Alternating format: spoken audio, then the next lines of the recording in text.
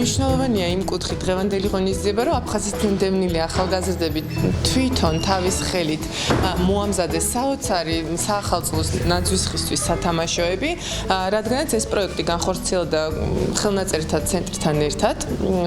4-5 დღის განმავლობაში ახალგაზრდებს ჩაუტარდათ მასტერკლასი, მათ ისწავლეს ეს ლამაზად ასოების გამოყვანა და თავიანთი ქალაქები დაწერეს ამ სათამაშოებზე და შემდეგ სულიერების ცენტრის დახმარებით ჩვენ ვეწვიათ არაჩვეულებრივ ადგილს, სადაც ბავშვებმა ერთად მორსეს ნაძვისხე და ძალიან საინტერესო ქალაქებიც აწერია მათ ნაძვისხეს.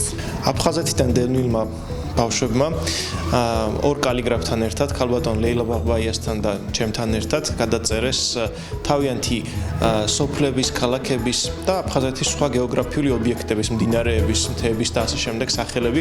ეს ერთგვარად სიმბოლური აქტიც იყო იმისათვის, რომ ჩვენ არასოდეს არ დავივიწყოთ ჩვენი სამშობლოს ეს ნაწილი და ბავშვებს, იმ ასაკის ბავშვებს, რომელთაც თავიანთი თვალით ჯერ კიდევ არ უნახავთ თავიანთი სამშობლოს ეს ნაწილი, ახსოვდეთ მუდმივად, რომ ეს მათია.